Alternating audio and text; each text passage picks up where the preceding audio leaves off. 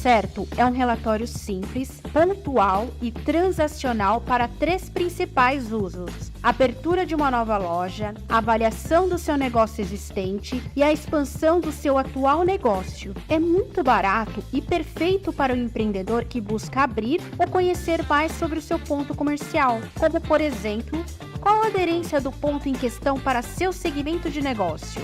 São 3 tipos de relatório: Score, Persona e Público-alvo. E você também pode combinar o relatório de Score com o de Persona. Acesse o link na descrição para saber mais. Salve comunidade do varejo, bom dia, boa tarde, boa noite. Daniel Zanco com vocês aqui em mais um episódio do nosso podcast Central do Varejo com o apoio da Economapas. E hoje a gente tem um convidado muito especial. As meninas aqui já ficaram, e os meninos também, já soube que são clientes, animados em receber o Gustavo Albanese aqui, fundador, né, CEO do Buda Spa. Gustavo, obrigado pela sua presença aqui. Vamos falar de varejo de serviço, vamos falar de franquia, vamos falar de crescimento, tecnologia. Obrigado pelo seu tempo aqui, pela sua presença. Prazer estar aqui com vocês. E para a gente já começar, eu acho que para quem não conhece, a marca tem crescido com pontos de venda lindos, né? Acho que quero explorar depois um pouco dessa construção da marca pelo design. Mas conta um pouquinho da história do Buda Spa, né? Como que começou? Quanto tempo você está nessa jornada? Quantas lojas atualmente? Vocês estão vendo aqui algumas das lindas lojas do Buda Spa. Olha só, começamos em 2001. O negócio era paralelo meu e do meu sócio, Jaime. A gente é pai e filho. Então, a gente começou em mercado financeiro. Legal. Então, trabalhava em mercado financeiro, em banco, em operações de M&A, emissão de ações em bolsa, em IB. Então, outro mundo. Outro mundo. E com uma oportunidade, investimos numa unidade que era uma clínica de shiatsu na época em Higienópolis, como uma coisa que despretensiosa para ter um business ali tocando. E viajava para fora do Brasil, fazia roadshows, etc. A gente foi trazendo referências do que tinha mais envolvido no mercado internacional. Naquela época no Brasil não tinha mercado de bem-estar, day spa. A gente foi um dos primeiros a atuar nesse segmento e sempre trazendo ideias de serviços, comunicação visual, forma de trabalho, etc. E nisso, aos poucos, a gente foi desenvolvendo, aprimorando, foi virando referência aqui no país. Em 2008 foi quando eu saí de mercado financeiro para focar especialmente no negócio. Então, naquela fase ainda a coisa estava se fortalecendo, a gente estava com 2 unidades e começamos a profissionalizar e toda a frente de gestão em várias frentes. Então, marketing, comunicação, treinamento, qualidade, processo, tudo isso manualizar, trazendo até referência de empresa mais estruturada para que a gente pudesse ter um crescimento maior. Abrimos franquia em 2009 para 2010, então ainda o mercado sendo testado, palavra bem-estar rodou bastante tempo, primeiro insight, né? Rodou bastante tempo com unidade própria para depois começar a franquear. A gente estava com 4 ou 5 unidades naquele momento, a gente abriu franquias aí como uma iniciativa de testar e como é que ia ser a receptividade de replicação aí das nossas operações. Foi indo devagar, fomos testando diferentes modelos, mercado de bem-estar foi aparecendo, o mundo de qualidade de vida e combate à ansiedade e estresse ainda estava pequenininho, as coisas foram alimentação saudável, atividades físicas funcionais, a coisa foi toda maturando. Foi aí principalmente depois de 2015, 2016 que a gente começou a engrenar aí a operação um pouquinho mais rápido, com as coisas aí sendo um pouco mais difundidas no segmento, e a gente começou a estruturar e crescer com a operação. Foi indo bem até 2019 e 2020, pandemia interrompeu aí a nossa operação, então foi um momento de 3 a 4 meses que a gente fechou as operações temporariamente. Depois, quando a gente reabriu as operações, foi interessante porque eu sabia que ia ter um momento que a gente iria desenvolver, porque o ser humano não vive sem o toque. Então, a gente falou, não, vai voltar, o toque cuidadoso ainda, que é uma coisa preparada para isso, naquele momento que estava todo mundo distante de toque e tudo mais. Só que eu não imaginei que ia ser tão rápido. Então, depois que a gente começou a dar uma acelerada muito boa para crescimento. E acho que mudou um pouco. A pandemia ajudou, eu costumo dizer que o ser ganhou uma importância maior do que o ter, né? Então, acho que as pessoas tiveram uma clara sensação da finitude, tudo que a pandemia trouxe de sensação para a população como geral. Você fala, vou me permitir me cuidar mais. Eu acho que tudo que estava acontecendo deu uma acelerada grande, né? Uso de tecnologia, Sim. cuidados pessoais e tudo, mas esse lado, o que a gente foi mais carente na pandemia foi autocuidado, foi bem-estar, foi qualidade de vida. A gente tinha muito estresse e ansiedade. Então, as pessoas saíram da pandemia falando, aquilo que eu vivi lá, eu não posso me permitir viver aquilo novamente, ainda que seja um ciclo mais natural da retomada das coisas. Então, a gente via clientes que vinham uma vez por ano, 2 vezes por ano, passaram a colocar na rotina, porque aquilo ele precisava viver um equilíbrio maior. Um dado interessante também é que, assim, depois da pandemia, a gente sempre era lotado e cheio nas operações final do dia e sábado. Depois do trabalho e no sábado. Depois da pandemia e a readequação de hábito home office, que o cara equilibrou o dia a dia dele, como é que ele distribui horas, ajudou muito na ocupação das unidades também, porque aquela terapia que era 10, 11 da manhã, 2 da tarde, 4 da tarde, que era uma ocupação muito menor, ela começou a alavancar também. Então, a pandemia foi também um propulsor aí bem importante para a nossa operação. Disponibilidade de tempo, Isso daí foi onde, e hoje a gente tem, então, são 103 operações. 103 já, que legal. Abertas, isso a gente tem 15 em implantação, 88 operações aí abertas e em várias localidades, principalmente São Paulo e Rio de Janeiro, como estados. Aí a gente tem indo também aí para interior bastante, aí Goiânia, temos em São Luís do Maranhão, em Curitiba, indo para Maringá. Então a gente está tendo uma expansão maior e unidades em vários formatos, né? Então a gente tem operações de rua, operações dentro de clube, de shopping, dentro de clube, dentro de salão de beleza, dentro de academia, dentro você de tem condomínio. um store. Então a gente tem store sempre voltado para um público. A gente começou com o público classe A, é interessante isso, porque no começo até, não é nem que a gente focou em público classe A, mas quem consumia bem-estar naquele momento, lá 20 anos atrás, 20 historicamente, era principalmente mulher e público classe A. Era uma indulgência que ele se permitia até aquele momento. Isso foi mudando bastante ao longo do tempo. Hoje a gente ainda tem um público 2/3 feminino, 1/3 masculino, mas operações que elas são mais longas e de mais tempo, o público masculino já chega a quase 50%. Uau. Então pega a unidade de Higienópolis, que foi a primeira, 45% do público, ele é masculino. E a gente aí foi aumentando também, além do range de idade, cada vez mais público mais novo, que já nasce com aquele ímpeto de bem-estar, qualidade de vida e cuidado. E além disso, a gente foi migrando. Então, depois fomos para A e B+, agora A e B. Então, a gente está quase indo a B e C, ainda está concentrado no A e B ali. Então, tem operações onde a gente tem volume de público-alvo, a gente consegue implantar a operação dentro de store-in-store, enfim, operações diferentes também. Legal. Eu tenho várias curiosidades. Preço. Você está em vários, você falou, né? No Maranhão, São Luís, está em Higienópolis, perfis talvez de público, né, de renda, diferentes, de maturidade, de acostumados a usar esse tipo de serviço. Você mantém preço, você tem um range de preço, como que você trabalha a precificação? A gente tem 5 ou 6 tabelas de preços diferentes, tabelas padrão, mas que se encaixam naquele momento da unidade. E a precificação ela é super importante, porque ela, além de ser estratégica e fazer parte do modelo de negócio, ela, se mal colocada, ela pode até ser uma barreira de entrada para o cliente, especialmente em lugares onde a gente ainda não tem presença forte de marca. E onde você quer chegar no B e C, né? Exato. Então, o que a gente faz sempre? A gente olha, quando a gente vai para uma nova cidade, faz a pesquisa, o SWOT, ou a pesquisa de mercado local, entende quem são os players. Dificilmente a gente tem player equivalente, então a gente tem os que potencialmente são concorrentes indiretos, desde clínicas de estética até terapeutas que atendem em domicílio, outras mais spas eventualmente mais simples ou não, de hotéis, etc. A gente entende como é que é o posicionamento daquele mercado em termos de preço. A gente tem uma oferta bem qualificada e processo sofisticado de experiência, de serviços, de rituais, de ambientação e tudo mais, mas a gente busca entrar ou no preço ou um pouquinho abaixo do que aquele mercado naquele momento, porque a gente, na hora que vai ainda no mercado em desenvolvimento e novo, que está tendo crescimento grande, a gente já tem naturalmente várias barreiras de entrada. O preço não pode ser mais uma delas. Então a gente posiciona naquele preço, entende como que, para que ele não seja barreira de entrada, vai prospectando e gerando cliente, fidelização crescimento de volume, até que a gente periodicamente vai analisando e buscando sempre reposicionar a tabela de preço em um patamar acima, onde a gente entende aí que tem depois que você criou o hábito, né? Aí você consegue Isso. recompor margem. Então tem público-alvo e tem nível de maturidade, porque às vezes uma operação que está 20 anos no mercado, por mais que você vá para um bairro nobre, um bairro premium com poder aquisitivo, você não consegue começar naquela mesma tabela de preço, tem que formar clientela e subir. Então a precificação é uma arte aí que é importante ser feita com cuidado. Legal. Também.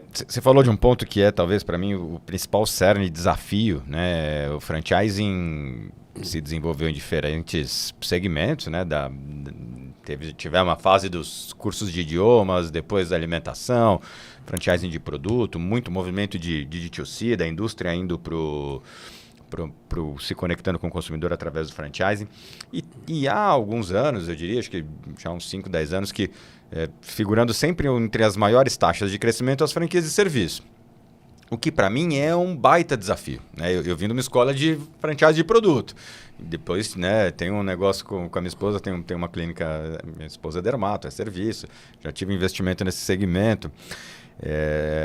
E quando você olha conceitualmente, marketing de serviço lá no Kotler lá, né? É intangível, né? Pô, você não entrega a caixinha, é inseparável, pô, é a massagem da Ana, né? É inconstante, pô, a massagem hoje foi legal, não sei se semana que vem também vai ser legal. Como que vocês conseguem, entendendo que padrão é uma das essências do franchising, quão difícil é e o que vocês fazem para conseguir manter padrão numa operação de serviço que é essencialmente pessoal? Né? Super desafio, porque Super, né? um dos pilares que a gente tem na nossa operação de sucesso é a qualidade. Então, qualidade, assim, é a entrega da experiência como um todo. E não é só qualidade do atendimento do protocolo do terapeuta dentro de cabine. Aquilo é o cerne, é o principal, é importante. Mas toda a experiência, desde o momento em que você chega, como tem que estar te esperando, trocar o sapato pelo chinelinho, o ritual de chás, como a especialista de atendimento te recebe, como ela te encaminha, a experiência lá da fita olfativa com experiência de aromaterapia também, quando que o terapeuta fala com você, como é que é o posicionamento do ritual da toalha que ele segura para manter sua privacidade, onde que ele fala do ar, quando ele fala do lençol térmico, enfim, tem tudo que é processo que assim é protocolar e padronizado. Aí vem o ponto, como é que você mantém esse negócio? 103 unidades já. Pois porque assim, a partir do momento em que você vai ganhando crescimento e escala, como é que você cuida também para que esses profissionais consigam manter o padrão mínimo de adequação de acordo com a expectativa do cliente, não só a expectativa, como é que você surpreende sempre esse cliente com experiências novas e tudo mais. E aí vem a base. Primeiro é você conseguir incorporar dentro daqueles profissionais que fazem parte do time a filosofia e o DNA do negócio. A cultura, Se né? você não implementar a cultura de cara e colocar um processo... Porque o cara não é que ele vai sentar num dia para... Puta, incorporei a cultura e beleza, vamos lá. É gradual esse negócio. É treinação, então, né? Repetição. Continuamente a parte cultural, entender a filosofia, o porquê das coisas, o propósito do bem-estar, os campos energéticos, e a gente não fala muitas vezes isso de uma maneira tão objetiva, dependendo da receptividade da pessoa, mas tudo é energia, você pisa dentro da unidade, você tem impacto energético da ambientação, do que está acontecendo ali dentro, do espírito de equipe, do relacionamento interno. Então, é a construção de vários elementos que elas são feitos através de transmissão de treinamento de cultura, que indiretamente está inserido dentro de treinamento técnico, mas aquilo é parte de cultura que tem que sempre ter. Treinamento esse entregue pela franqueadora. Pela franqueadora. O franqueado é um auditor desse treinamento, então, eu imagino. Assim, a gente tem dentro da franqueadora, e aí um dos elementos importantes para a qualidade, talvez onde a gente mais invista é nessa parte de qualidade, porque não é só formação técnica, é a formação de gente e desenvolvimento. Então, são 2 grandes departamentos que a gente tem. E no Buda Spa a gente tem uma escola que é o Buda Spa College. Legal. Todos os profissionais eles passam pelo Buda Spa College antes de atender o primeiro cliente, sejam eles especialistas de atendimento ou profissional técnico, que é terapeuta, esteticista, etc., em cabine. O terapeuta ele passa por mais ou menos 1 mês e meio, quase 1 mês e meio, treinando 4 horas por dia, ou às 5 horas por dia, todos os dias antes de atender o primeiro cliente. Esse é o desafio, porque assim, se eu abro mão disso, esse é um gargalo, um calcanhar meu. O meu maior diferencial, meu maior calcanhar de Aquiles, que é a qualidade de Você explicou muita coisa aí, é 1 mês e meio treinando. E no turnover também, saiu uma pessoa, entrou outra, tem que passar pelo college. Quando são turmas menores, e aí a gente fala, bom, precisa treinar aí 2 a 3 a 4 pessoas de uma determinada unidade, você consegue acelerar para 20, 25 dias, mas você não vira uma semana. Uma semana ele vai, assim, não eu incorpora posso a cultura acelerar toda. com visão do ponto de vista, fala, puta, eu preciso girar receita, mas eu estou matando indiretamente o negócio aos poucos, eu coloco um profissional que não está habilitado. Perfeito. E não adianta só colocar esse treinamento inicial. E aí que está aqui a construção pequenininha que vai incutindo dentro da pessoa ao longo do tempo, precisa ter uma construção de reciclagem permanente. Então a gente tem todo um trabalho no departamento de gente e gestão interno, que é programa de incentivo para terapeuta, programa de valorização e metas, programa de reciclagens periódicas, Zooms mensais de encontros. Então, tudo isso a gente vai incorporando, tem uma rede social corporativa de relacionamento interno e que fazer com que a franqueadora, porque o grande desafio que tem também no franchising é como é que a franqueadora que desenvolveu o modelo de franquia principal e que sabe o norte, como é que são as ferramentas, etc., como é que ela chega na ponta para gerir a equipe do franqueado. Não Exato. é responsabilidade da franqueadora gerir, mas também, a partir do momento em que você simplesmente gere o franqueado para que ele seja um bom gestor, você deixa uma parte da responsabilidade aí na mesa, a ponto de o franqueado falar, de repente o cara, ele é muito bom em vendas e negócio, mas ele é péssimo em relacionamento pessoal, vice-versa. Então, a gente criou uma mecânica de fazer com que a franqueadora consiga também falar com a ponta,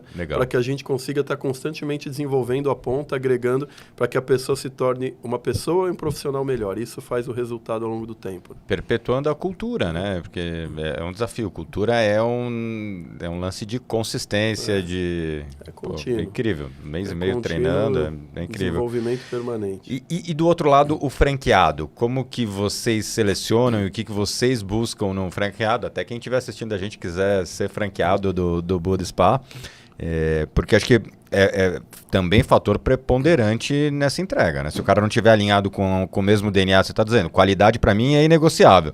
Para o franqueado também tem que ser, né? A gente tem um processo de venda lá que até profissionais de expansão que às vezes chegam lá dentro da rede e eu declino, e nosso processo agora naturalmente já declina muita expansão, seja por causa de ponto, seja por causa de franqueado, seja por propósito, porque precisa ter um alinhamento de conceito do negócio, e não é que um determinado franqueado é bom ou é ruim, às vezes o negócio só não é para ele. Sim. Então ele às vezes é bom para outro negócio. É bom para outro negócio, às vezes aquela perspectiva e expectativa de gestão, porque ela é uma gestão peculiar, é cuidadosa, é de relacionamento, é de construção contínua, é de experiência que ele vai transmitir para aquela equipe também absorver aquilo e saber lidar, não é imposição, mas é a conquista da liderança. Então, tem vários itens que fazem com que um determinado perfil de franqueado seja importante para ele conseguir replicar. Então, primeiro tem essa avaliação aí pessoal e de visão e onde ele quer chegar, não adianta simplesmente colocar no ar para ser a 10ª operação, que ele tem um monte de coisa, se ele não vai dedicar energia para aquilo, colocar uma equipe que vai conseguir transmitir. Então, essa questão de avaliação do franqueado é um processo que a gente tem interno aí com bastante detalhe. A partir do momento que a gente tem essa pessoa alinhada, porque também tem assim, ela passa por todo o processo de expansão, tem uma conversa, uma entrevista final comigo, que é um bate-papo que eu busco conhecer e ter um alinhamento também cultural, me envolvo muito individualmente na escolha do ponto, na estruturação e idealização do negócio, mas é um pouco tempo que a gente tem, a ponto a gente sabe exatamente quando esse franqueado não dá. Esse daqui, infelizmente, não dá. Mas quando é para seguir, é uma construção que a gente vai vendo ao longo até da busca do ponto.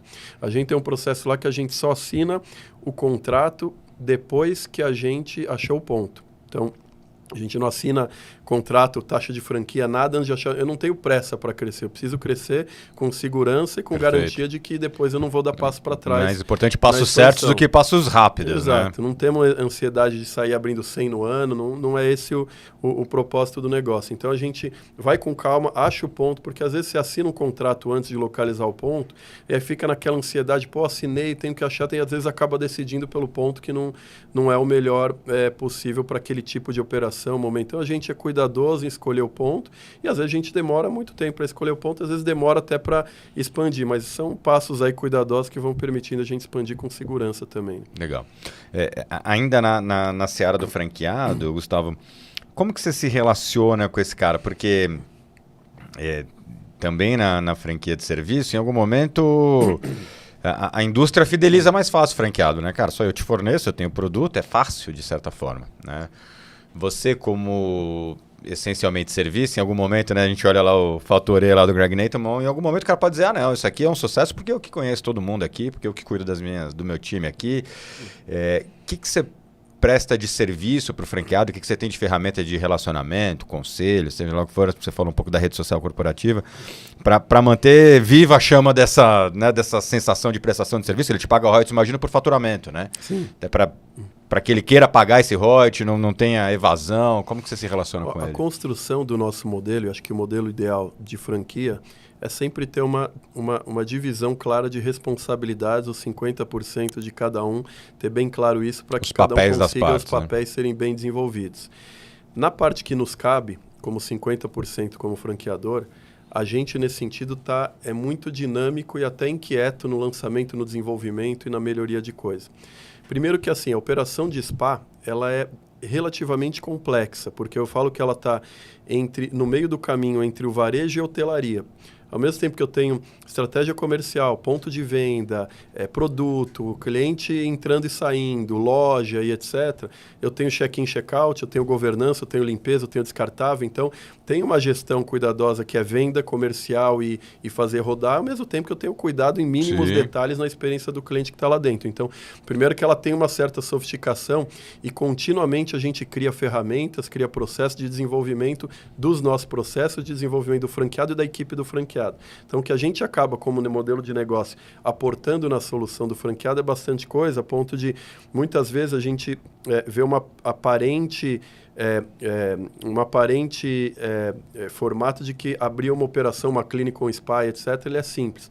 Você vai lá, aluga um lugar, você pinta bonitinho, decora, contrata gente do mercado. Eu costumo dizer que o diabo mora no detalhe, cara. Detalhe. Então, assim, é todo o modelo de negócio, a forma de incentivar, a forma de precificar, até quando que vai o desconto, como é que você combina o equilíbrio dos diferentes canais de venda para montar o ticket médio daquele franqueado, como é que você cria uma campanha local, uma campanha institucional para o negócio como um todo, como é que você acessa as diferentes ferramentas de desenvolvimento local, todo o treinamento EAD, treinamento presencial que a gente tem continuamente para a equipe, o desenvolvimento de ferramentas, as inovações que a gente está sempre lançando, treinamento novo, lançamento de produto e serviço contínuo, agregar um produto da marca para que você consiga incorporar aquilo na jornada do cliente, o cliente em várias etapas ao longo da experiência, ele tem contato com a marca, ele leva para casa e continuamente, como é que você cria estratégias digitais sofisticadas. Hoje o nosso marketing tem 13 pessoas, porque ele é voltado totalmente para gerar resultado, lead, venda, etc. E aí tem sofisticação em growth hacking, teste AB, em SEO, em inbound marketing. Isso tudo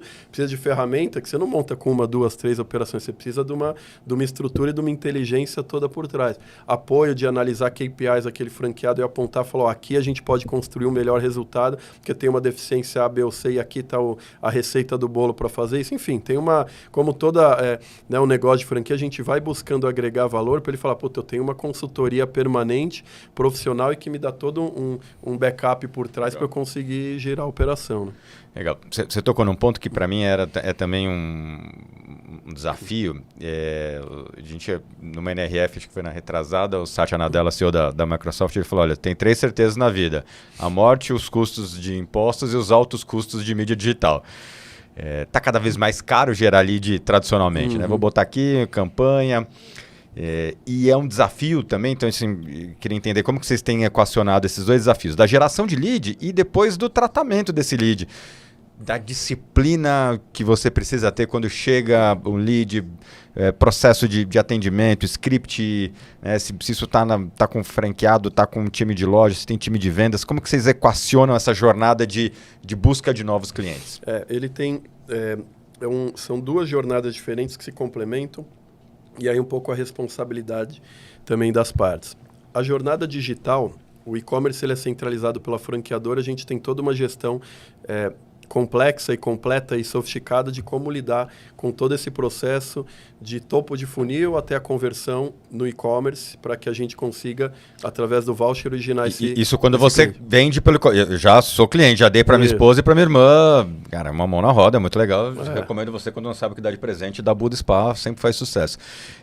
E aí você concentra isso. E é representativo na venda já o e-commerce? Quase 30% do volume da rede inteira é online. Então a gente consegue gerar e criar uma originação toda de um processo que vem de mídia, de relacionamento, de recorrência, etc., até esse cliente ele ele pingar na loja, porque a gente vende, aí a partir do voucher ele consegue em qualquer unidade da rede, tem toda a integração de sistemas. Aí ele passa uma outra jornada, que é um outro funil, que é o funil da loja. Esse é o do franqueado. Isso. E aí é franqueador, de novo, tem o trabalho de desenvolver ferramentas, como é que você trata o cliente, que uma coisa é você vender para um cliente que ganhou um voucher e está ali a primeira vez, outra coisa é você vender para um cliente que vem toda semana e está predisposto a comprar um pacote, porque, então assim, são perfis diferentes, jornadas diferentes que o atendimento em loco, o PDV precisa fazer, quando que oferece produto, porque você tem, no final do atendimento do cliente, você tem ali, não tem um minuto para falar com o cliente muitas vezes. Como é que a especialista de atendimento foca naquele cliente que está ali para converter ele, para aumentar, para fazer um upsell,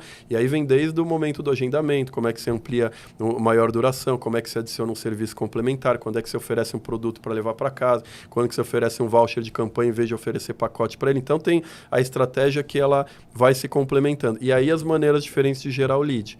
No online, e aí voltando, no online a gente tem uma série de métricas e aí a gente precisa de ROI, e aí é um ROI pré-determinado, porque a gente precisa gerar uma receita online para ter capacidade de repassar para o franqueado, porque senão, se eu gerar, por exemplo, 50% é meu custo de aquisição do meu valor de venda, aí você não vai ter repasse. Não tem como... Então é toda essa combinação de canais de venda, esforço comercial, uma estratégia toda não só de originação do cliente através de mídia, que acaba sendo caro, mas a gente tem uma base de clientes grandes e aí a recorrência dele através de CRM, através de ações direcionadas ao cara que já é cliente, que é diferente do cara que é a primeira vez, como é que você vai atrair esse cliente. Então, tem toda a estratégia que a gente vai desenvolvendo para que a gente também não saia queimando só o orçamento em cima de originar novos clientes, sendo que às vezes você tem uma base para trabalhar, né? Sem dúvida. A recompra é uma oportunidade enorme. E as lojas têm uma executiva de vendas, tem uma especialista de atendimento com essa obrigação. Ela não tem uma pessoa específica para vender. Tá. Ela faz parte do... Porque às vezes você vê isso no mercado estética, né? Estética é muito comum isso. O estética aí tem a diferença... Assim, às vezes parece que o mercado estético é parecido. A gente falava disso. É outro bicho. É outro negócio. Então, processo todo de venda.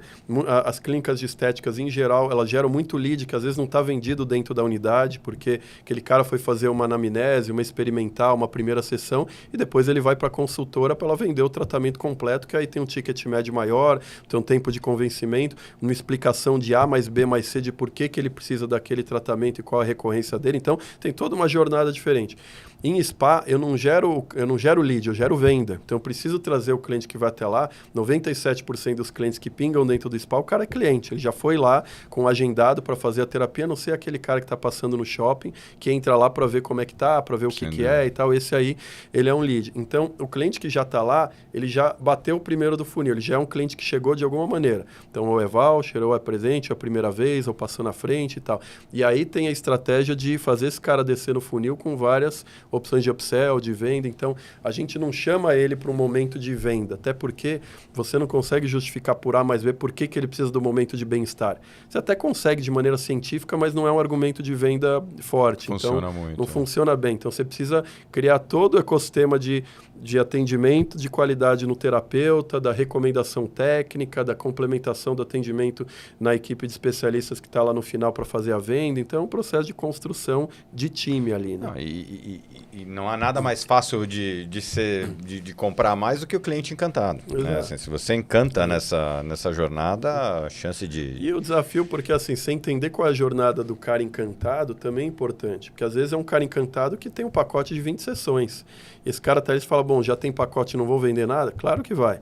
Vai oferecer upsell, você vai oferecer um produto, você vai falar da campanha do mês, vai oferecer para ele trocar e ter uma experiência de outro serviço, porque depois ele pode complementar mais. Então tem uma série de coisas e aí as estratégias vão definindo conforme o perfil do cliente que está lá dentro.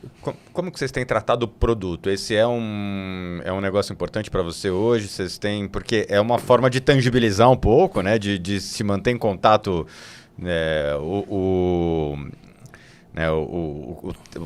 assim como cresceu o cuidado pessoal na clínica, no spa, também cresceu o cuidado pessoal em casa. Uhum. Vocês estão olhando para esse mercado, é nessa linha de... Com certeza. O produto, ele às vezes ele é visto de maneira superficial pelo gestor e às vezes até pela análise puramente financeira, só como um ponto, quanto que ele agrega na minha receita. ele é muito além disso. Sim. Ele é estratégico para a operação, porque a partir do momento em que você tem um produto com a marca e que faz parte da experiência do cliente desde quando ele chega, quando ele coloca o chinelinho do Buda Spa, quando ele vai tomar o chá de calma do Buda Spa, quando ele vai tomar chá indiano do Buda Spa, quando ele vai ter um óleo essencial para favorecer o sono do Buda Spa, quando é o óleo de massagem do Buda Spa. Isso tudo, primeiro que ele cria um outro senso de valorização do ambiente onde ele está. Então isso daí já sobe um nível. E gera, né, Gustavo, uma identidade com a marca Buda Spa, não só com aquela prestadora de serviço, com aquele prestador de serviço, com aquele terapeuta. Que é profissional e tal. Aquela pessoa fora não é a mesma coisa. Isso. E aí o cara, quando ele sai de lá e ele tem contato com o produto em várias instâncias da jornada dele, ele é muito mais propício levar aquele produto da casa para casa do que ele simplesmente olhar um produto na prateleira que ele até gostou, mas durante toda a jornada que ele teve experiência positiva, ele nem viu aquele produto lá. Então, esse é mais difícil de vender. Agora, você vender um óleo essencial que o cliente gostou, você vender o chá que ele acabou de degustar, você ter o travesseiro de lavanda que ele relaxou e pode levar para casa para fazer compressa e relaxar, dor de cabeça, dormir com ele, tudo vai virando mais fácil e aí você vai desenhando tudo dentro da experiência dele. E quando ele leva isso para casa, ele tem a marca que ele vai sempre lembrar, virando para ele uma marca top of mind, ele vai lembrando quando ele está em casa, naquele momento de bem-estar, ele vê o produto e agrega, depois ele lembra da operação, a recorrência indireta do serviço, ela é maior, então tudo vai sendo construído em torno disso, o produto é estratégico. Concordo contigo. E pensando em construção de marca, em top of mind, em novos momentos de compra, vocês já pensaram em canais alternativos para o produto? Do tipo, de repente, ter numa boutique de beleza, ter num... Eu acho que é uma construção.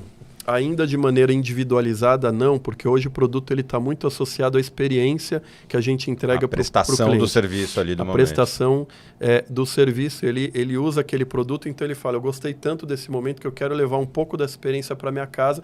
Então, por isso que a venda ela é até um complemento de um nexo causal ali dele, que gera o incentivo dele comprar maior. Quando a gente faz um spin-off, transforma esse produto numa loja independente, eu preciso também fazer com que essa loja não seja puramente produto, porque eu não vendo produto pelo produto.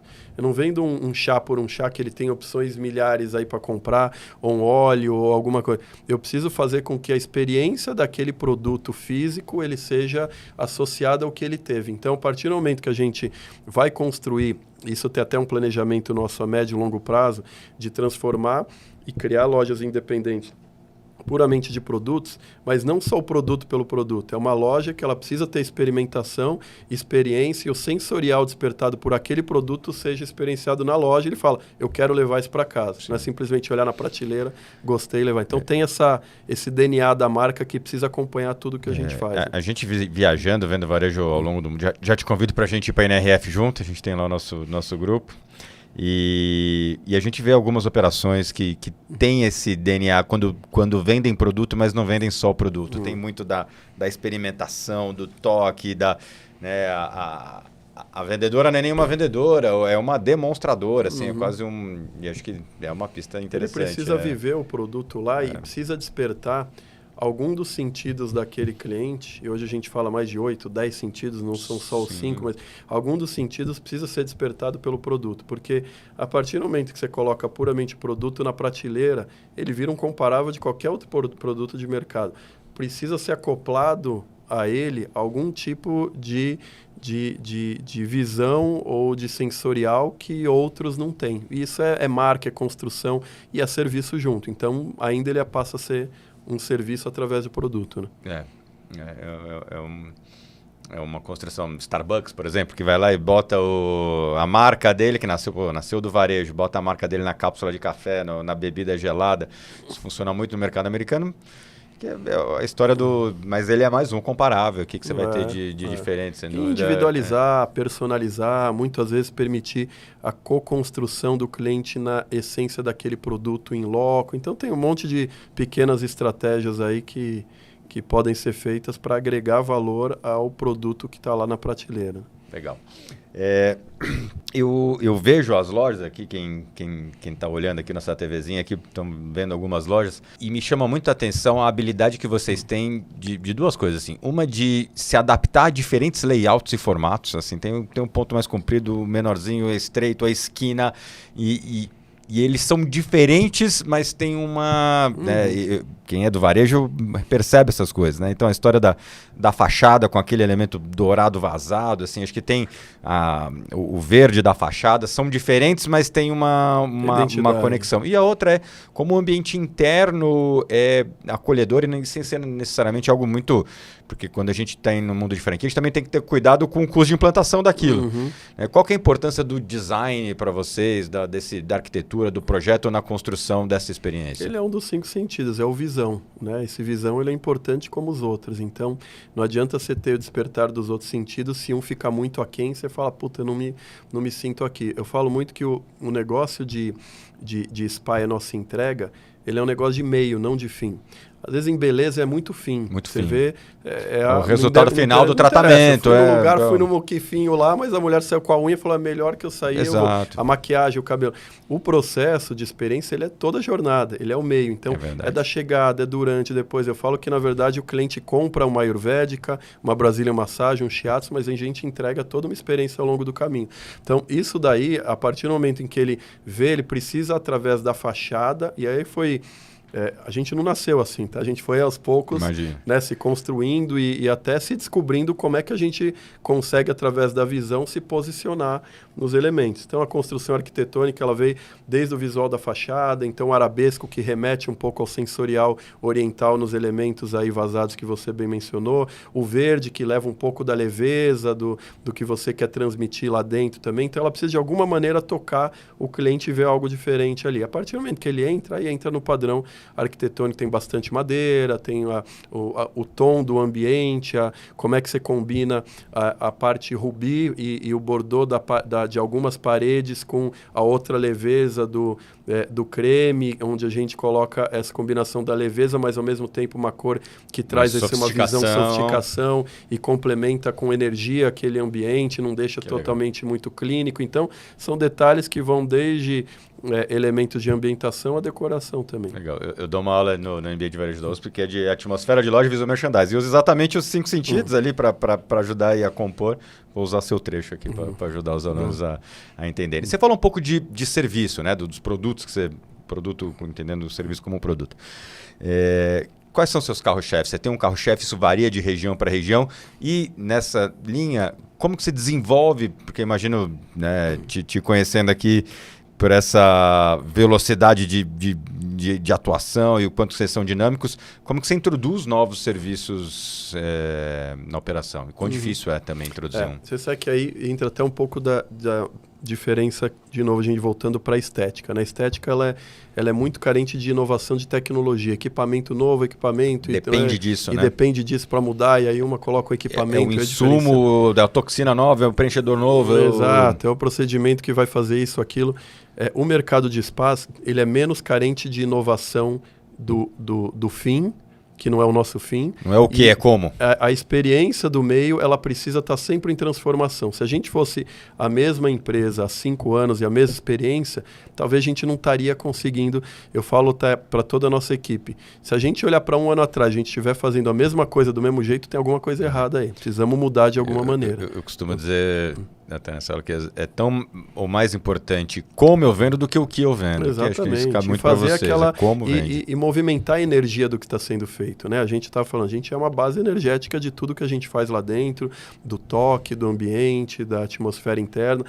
A gente precisa estar em movimentação. O mundo é dinâmico, a gente não pode não ser dinâmico em transformação, a gente está sempre se transformando. E a parte do serviço em si, ela, apesar de não ter essa necessidade de estar toda hora lançando um novo serviço, a gente sim faz, porque a gente precisa estar com uma movimentação também de lançamentos que vão no DNA no serviço, muitas vezes elas vão em canal, muitas vezes elas vão na parceria, na comunicação, mas o serviço, por exemplo, a gente lançou agora há mais ou menos 1 ano e meio uma técnica nova que chama Brazilian Massage. Assim como a gente tem a massagem sueca, que é a tradicional relaxante, a balinesa, a massagem thai, massagem indiana e várias no mundo, A gente falou, pô, por que no Brasil não tem Não uma tem uma massagem brasileira massagem. com toda essa característica natural, de natureza, etc. A gente falou, vamos criar uma técnica puramente brasileira. Fantástico. Aí o que a gente fez? A gente trouxe um especialista, um mestre francês que cria protocolos para grandes spas do mundo inteiro, veio para o Brasil. Selecionamos um time de 12 principais terapeutas sêniores na rede Buda Spa e a gente falou, vamos construir um negócio do zero, que não existe. Que legal. Esquecendo tudo que é protocolo que você já viu e criando uma coisa puramente brasileira, com novos movimentos, etc. Eles ficaram lá durante 1 mês na primeira rodada, desenvolveram 3 meses, depois mais 1 mês na segunda rodada, até sair o protocolo final. E o protocolo final a gente foi apresentar no Campeonato Mundial de Massagem em Copenhague, na Dinamarca. Foi o time lá, foi bem bacana. Muitas surpresas Então, de como é complexo e que existe um campeonato mundial e tem de até massagem. o negócio, tem até nessa linha. Então, Então, é difícil ser jurado disso. Pois é. E aí a gente... Então, é uma técnica que tem a sinuosidade dos rios nos movimentos, tem o pó de babaçu da natureza, ele tem a bossa nova que acompanha, o terapeuta faz movimentos quase que de dança. Então, é uma inovação que a gente vai colocando na experiência e complementa. Há pouco a gente lançou a Indian Head, que é uma técnica craniana também de relaxamento. E a gente vai fazendo. Toda vez que a gente lança, é um desafio. Porque imagina, são 1.500 profissionais para você treinar e não é aquele fica cada vez online. maior esse desafio, exato. Não é online que você fala, assiste aí e sai fazendo. Não dá. Tem que ir lá, presencial, transmitir o DNA da coisa. Então, é sempre um desafio de construção. O terapeuta tem, de alguma forma, uma certificação? Ele tem... Porque isso talvez seja uma forma até de combater o turnover, né? Pô, você já está habilitado a esse tipo de produto? Vocês já pensaram nesse tipo de certificação, alguma forma? Ele tem, hoje a gente tem legalmente ele não tem essa certificação para ser um massoterapeuta, não precisa de um bacharelado, ele tem cursos técnicos, etc. E a gente forma eles também nos nossos protocolos individualmente no Buda Spa College, etc. O que a gente tem internamente é um programa de incentivo para esses profissionais, em que semestralmente, com métricas mensais, a gente avalia ele semestralmente, ele vai de bronze, prata, ouro a diamante, ele vai se colocando conforme as métricas que ele vai atingindo, e tem métricas aí objetivas. Então, fidelização, volume de atendimentos, NPS de cliente, legal. A parte toda de autodesenvolvimento, tem uma parte de avaliação de colegas também para fins de espírito de equipe. A gente vai colocando metas mensais, ele vai acompanhando mensalmente como que ele está e como é que ele faz para chegar lá. Isso impacta na repartição de resultados e remuneração dele. Então, ele vai ganhando medalhas e subindo e se estimulando tem uma gamificação, de certa forma, do processo de construção do desenvolvimento dele também. Pô, muito, muito legal. Porque esse cara vai, né, tá sempre motivado, porque acho que é um desafio. Imagina que um dos principais desafios para o negócio é a mão de obra, né? É mão de obra. Esse daí é o nosso, que eu estou dizendo, é o nosso maior...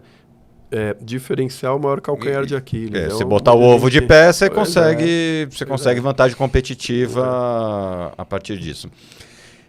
Você falou um pouco dos serviços, né, dos novos protocolos. Isso muda? Como que você trabalha sazonalidade, calendário promocional? Você consegue fazer uso, e acho que o e-commerce te ajudou nisso, e queria que você confirmasse, se você surfa, o que não é usual talvez para os spas, se você surfa as datas do Dia das Mães ou dos namorados e surfa as datas promocionais do varejo, você trabalha de forma ativa o calendário promocional. E se sazonalidade do tipo, sou conselheiro de uma empresa de sorvetes, por exemplo, sazonalidade muda o negócio, faz vender 5 vezes mais ou 5 vezes menos. Frio diminui o seu faturamento? Muda um pouco. Não muda muito o mix de serviços, mas ele muda com certeza o fluxo de volume de atendimento. Então, quando começa o frio, finalzinho de junho, julho, ele dá a queda. E aí ele vai voltando depois, o pessoal se acostuma com o frio, vai voltando, não fica em casa no começo, se acostuma, vai voltando, em agosto ele volta, então ele tem picos normalmente até depois das férias. Então, finalzinho de dezembro, janeiro, ele já é uma sazonalidade aí mais baixa também. E ele volta bastante aí em março, abril, eles são picos altos, a setembro, outubro são picos altos, então ele tem essa sazonalidade. Onde que é o nosso melhor período do ano? Primeiro Dia das Mães, segundo Natal. Terceiro, Namorados. Quarto, Black Friday. Quinto, Dia dos Pais. Então, são cinco momentos aí que a gente trabalha bem. O item legal, o Dia dos Pais já aparecendo. É um item importante. É o quinto aí do nosso ciclo de volume de vendas, porque você consegue isso tanto no e-commerce quanto nas unidades. Quanto nas unidades. Então, aí ele vira... Essas são datas em que o presente ele vira um item bastante forte. Hoje, quase 1/3 do volume da rede é só presente. Então a gente tem aí uma parte importante, uma parcela, porque dos aproximadamente 30% que a gente tem de volume de vendas online, em torno de 60% disso é para presente, são vouchers presenteáveis. E na unidade, ela também tem de 10% a 15% do volume de vendas, ela é voucher presente. Então, no total, a gente tem aí uma... E os canais que você tem para venda do voucher presente são o e-commerce e a loja. Você porque é importante para a cultura, por exemplo, do americano, o cartão presente, de repente você já pensou em alguma parceria com alguém que tem um DNA parecido, te vender, né, de certa forma, ter o seu voucher para venda, vender pelo serviço, pelo valor? A gente tem algumas parcerias assim, elas existem pontualmente, algumas contínuas como marketplaces e até rede de afiliados também, mas ela nunca é como o nosso próprio canal, né? Então eles são itens que vão agregando ali na forma da gente distribuir, porque dentro do meu canal eu tenho minha vida tá lá dentro, ele tem experiência, e você tem a habilidade de vender, você vende de novo, é como vende, não o que vende, você não vende só a massagem. Não é simplesmente compra uma terapia, você vê o que faz, você vê vídeo, você vê história, você vê o processo visual que já encanta ali no processo de compra. Então, tem todo o desenvolvimento em cima do canal de venda. Legal. Vamos falar um pouquinho mais de franquia. Quais são os planos de expansão para o futuro? Vocês têm um formato que putz, aqui é um formato que tem mais pista, uma região? O que você está olhando aqui para os próximos meses? A gente tem ainda um potencial. Hoje a gente abre umas 3 unidades por mês, mais ou menos.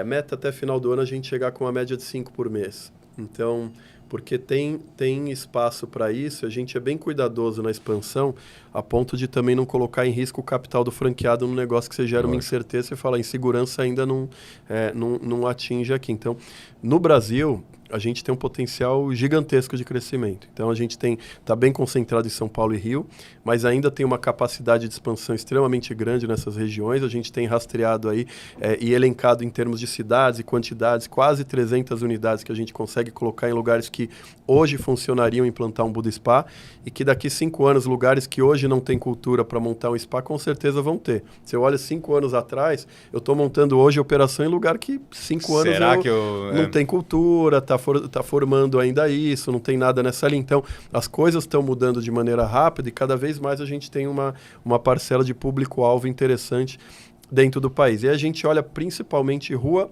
e shopping. São os 2 canais de operações aí importantes. Mas, considerando que a gente busca estar onde tem público classe A e B, com volume, onde tem uma facilidade de consumo, a gente está em vários outros lugares. Então, a gente está dentro de condomínio residencial, que tem lá 2 torres importantes, a gente atende só aquele condomínio.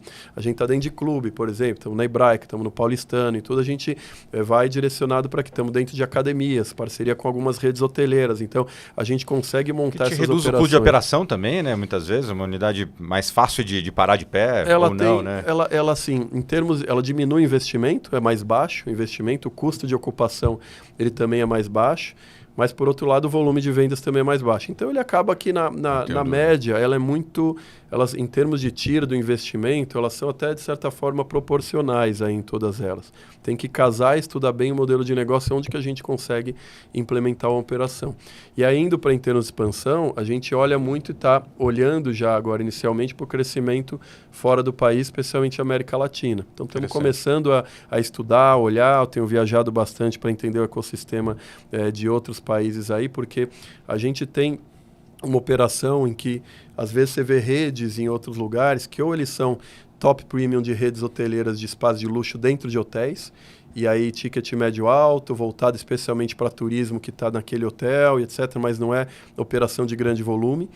E operações que são mid-scale, onde você tem uma operação bem simplificada, sem experiência, sem volume, ele é outra coisa. Então, tem um nicho, um potencial de mercado para essa operação mediana, mediana no sentido, ela não é luxo, mas ela não é mid-scale. Você entrega uma experiência de luxo muito próxima do luxo, sem o custo do luxo, um custo do um luxo, pouco maior, uma talvez, experiência diferente. Então, tem um nicho aí importante que a gente tem estudado aí com possibilidade de crescimento também. Acho que ainda tem muita pista no Brasil, quando você vê, poxa, eu consigo parar de pé num condomínio, num clube. Eu acho que a gente passa, é o tipo de segmento que está ainda numa curva de adoção, de criação de hábito. Eu, poxa, muito só vejo E ela é crescente individualmente, né? Às vezes a gente pega, por exemplo, você vê uma determinada pessoa, hoje vamos dizer que a pessoa vai no spa 2 vezes por mês. Você pega 2 anos atrás, ela muito provavelmente não ia uma por mês. E esse ciclo ele vai aumentando, vai colocando no ritmo, vai equilibrando aí a vida, porque nada como o equilíbrio para a gente conseguir desempenhar todas as nossas atividades aí com uma frequência adequada. Então a gente vai entendendo isso, o ser humano vai percebendo o benefício que isso gera para o dia a dia, gera para o mental, etc. Então ele vira um negócio que, além de ser algum negócio rentável para o franqueado e para a operação como um todo, ela gera o bem-estar. Acho que esse é um propósito importante que a gente tem aí para conseguir também desenvolver algo que está agregando valor para o universo como um todo e para as pessoas. Legal, sem dúvida. Tem um papel social ali, um papel né, muito, muito bacana de trazer mais qualidade de vida, de trazer as pessoas olharem mais para a essência. Isso é muito bacana. E para quem pensa em investir no Budspa, quais são os níveis de investimento? Você falou é um negócio lucrativo para o franqueado. Como são os números? Varia de acordo com o tamanho, formato? Como que você se apresenta na expansão? Modelo padrão, tá? Loja de rua ou loja de shopping. Investimento entre 600 e 750 mil, mais ou menos, tudo, com taxas, investimento, estrutura, física e etc. Break-even na média de 6 meses, apesar de que a gente está num momento bom e bem antecipando esse break-even. Tem operações que nascem sem necessidade de capital de giro, etc. Mas a gente conta com modelo de negócio padrão 6 meses, um payback de 30 a 36 meses. Esse é o modelo padrão.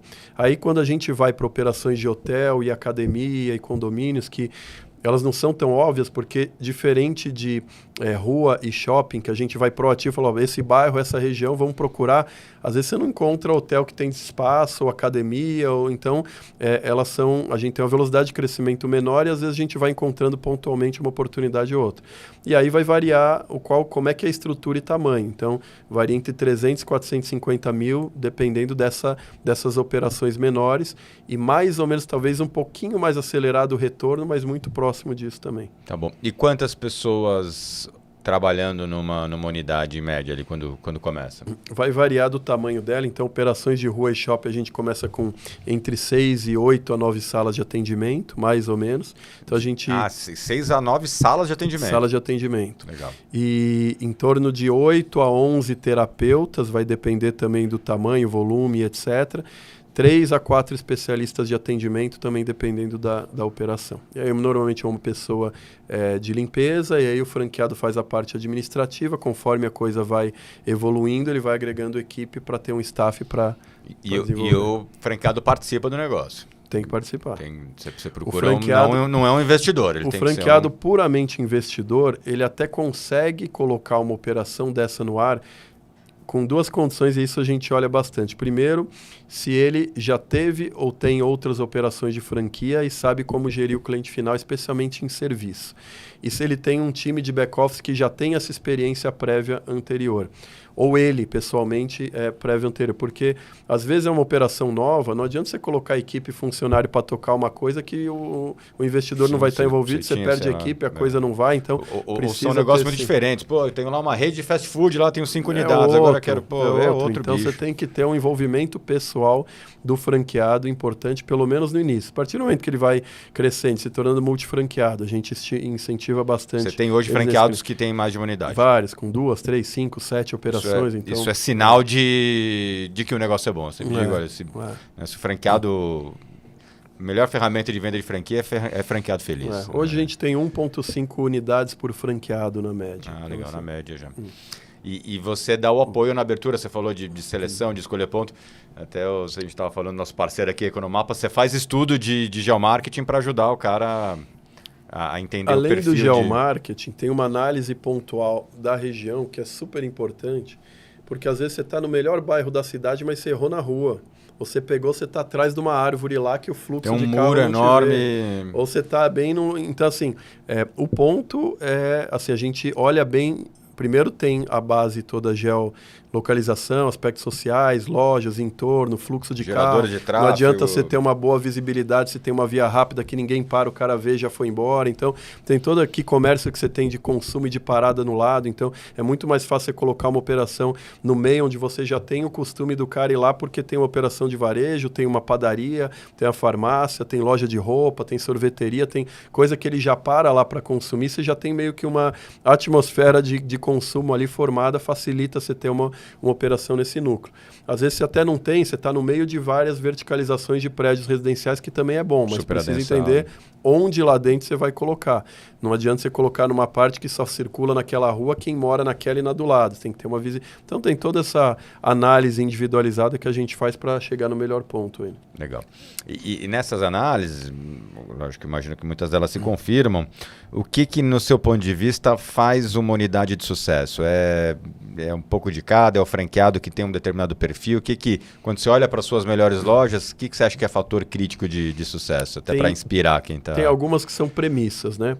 Ponto é premissa e gestão administrativa é premissa. Então, assim, primeiro o ponto, ele vem muito uma responsabilidade junto da franqueadora em validar, escolher aquele ponto. Quem procura é o franqueado. Quem procura é o franqueado com a franqueadora. A gente ativamente procura o ponto junto com o franqueado. Isso eu tenho visto com grandes franqueadoras, tem ido atrás do ponto, não espera só o franqueado. Principalmente porque é interesse de ambos a gente achar um bom franqueado num ponto bom e expandir para lá. Então a gente busca ativamente pontos e a gente muitas vezes tem até um backlog de alguns pontos já identificados para possíveis futuros franqueados aí também. Então ponto é premissa. Depois a gestão do franqueado administrativa, a gente tem vários elementos. A gestão ela tem as suas peculiaridades, mas depois que o franqueado entendeu o fluxo de trabalho, ele segue ali tranquilo. Então, se o cara não é bom administrador e cuida de fechamento, de pagamento, de controle, etc., isso não é diferencial, isso é premissa, precisa ter. Tá bom. Tem 2 itens que diferenciam aí o franqueado que eu vejo de alta performance do nosso negócio. Tem uma que é gestão pessoal e outra é proatividade comercial.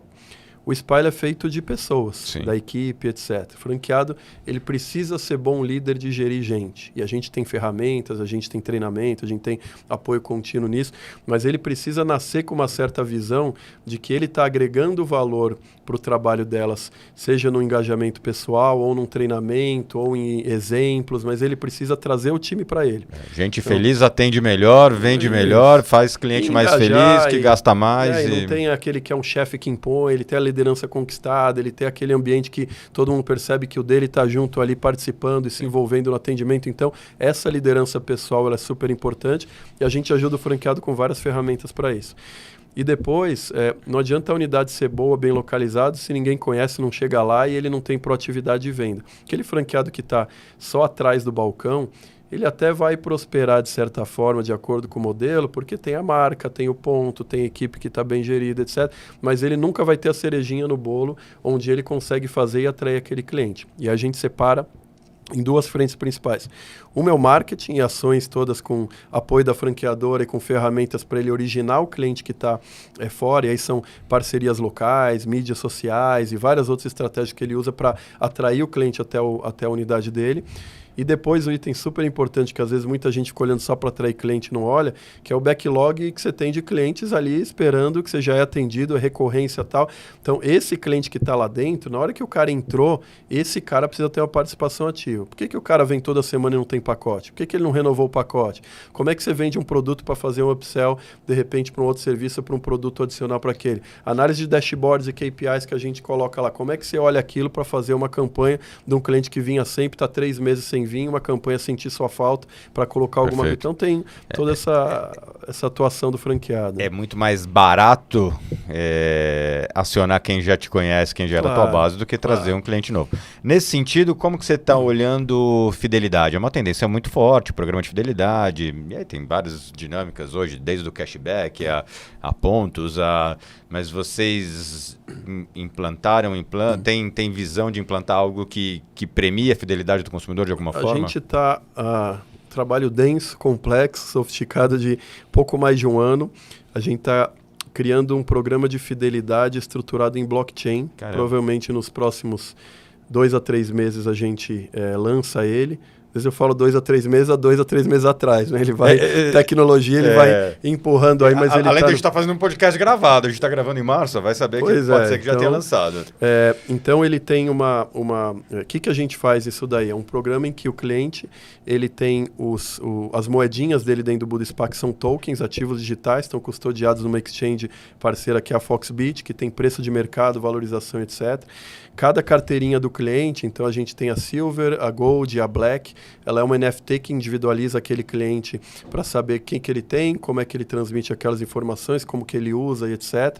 Mas para o cliente ele não sabe nada disso. Para o cliente tanto faz se é token, se é NFT, ele nem ouve essas palavras porque isso confunde, mas a base toda ela é feita numa transparência digital de blockchain, que é mais rápida, maior transparência, maior velocidade, menos custosa. Você não tem ninguém para botar a mão lá e mudar, gerar um crédito. A gente consegue fazer coisa através desse programa de fidelidade que você não conseguiria se não fosse.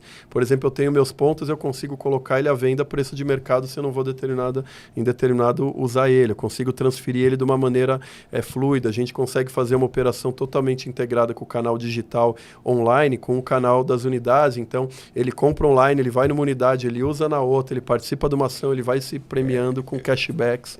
Você vai adicionando. Nessa dinâmica de... É uma engenharia absurda de uma câmara de compensação, né? Porque o fluxo financeiro e o fluxo da prestação de serviço e o repasse não é complexo. Por isso que tem todo um sistema e aí a gente integra com o nosso e-commerce, com o PDV das unidades, com a estrutura de custódia da exchange parceira, com uma aplicação voltada para a gestão de todo esse sistema de benefícios. Por isso que a gente está há um tempo aí desenvolvendo, estamos quase nos finalmente, mas vamos colocar um negócio totalmente diferenciado que não conheço no país ninguém que faz essa maneira como a gente estruturou esse programa. Não conheço ninguém que está usando blockchain para dar segurança. E aí você consegue comprar, então a gente coloca experiências a preços diferenciados e a gente coloca benefícios crescentes dependendo do nível da carteirinha do cliente. Se ele é Black, ele vai ter um concierge específico para atendimento dele, vai ter uma massagem no aniversário, vai ter desconto experiências adicionais. Então, aí ele consegue usar aquelas moedas dele, que são os tokens, para adquirir uma experiência online e utiliza em qualquer unidade. A gente tem que verificar qual que é o preço daquela experiência, porque o token tem valor de mercado,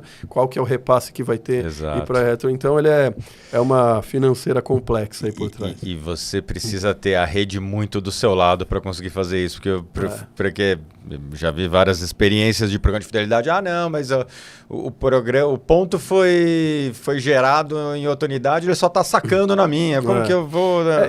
E tem que gerar um benefício importante para o franqueado ele entender que o benefício, o programa de fidelidade, por si só, ele já tem o benefício da fidelidade, né? Tem uma razão de existir, porque você vai no restaurante e ganha 10 carimbinhos e ganha uma alimentação. Então, tem um motivo já de fidelização desse cliente e tudo mais. Mas precisa também gerar um benefício financeiro para o franqueado. Sim. A questão dos pontos, da troca, da recompensa, da remuneração. Então, precisa ter 2 triggers aí que faz com que o franqueado participe também do ganho do ecossistema de fidelização. Né? Legal, fantástico. Gustavo, a gente está chegando no final, assim, te confesso que eu fiquei impressionado com tanto de coisa legal que vocês estão fazendo, assim, quanto a pergunta que eu tinha inicial, né, do desafio de uma franquia de serviço, você respondeu muito, cara, é muito trabalho, é muita estrutura, é muito serviço para o franqueado para ele se manter e, como dizem, o sucesso não acontece por acaso. Assim, é uma construção conjunta e uma coisa que guia muito e nos norteia é que, assim, o modelo de franquia e como ele está estruturado, ele é positivo porque ele não é numa vertente única, unilateral da franqueadora para os franqueados. Tem uma retroalimentação e aprendizado. Isso é importante, o franqueador estar aberto com essa cabeça, porque a gente, por mais que tenha operação própria, coloque teste, etc., a gente aprende muito com a realidade dos franqueados e essa troca ela Saber é ouvir super é fundamental, rica. Né? E a troca que funciona, às vezes vai num lugar, não vai em outro, mas você testa em um, pega, aprende. Então, é uma construção em conjunto e, de novo, está todo mundo no mesmo barco construindo e rumando para o mesmo caminho. Sabendo ter clareza da separação das funções das partes e como é que a gente constrói em conjunto isso, aí não tem como não prosperar. Né? Legal. Cara, obrigado pela generosidade em compartilhar. Fica à vontade se você quiser deixar mais algum recado aí. E foi muito bacana e prazer. sucesso demais muito aí bom pro aqui, Bootspa. trocar ideia e contar um pouquinho do modelo que está sendo desenvolvido. Prazerzão. Legal. Boa. E você fica de olho, a gente tem mais vários episódios com gente legal, assim como o Gustavo Albanese, nosso obrigado Economapas, que é nosso parceiro aqui no apoio, e fica de olho e segue aí o nosso podcast Central do Varejo. Valeu. Boa. Muito bom, cara. Show. Que legal. Caraca. Valeu.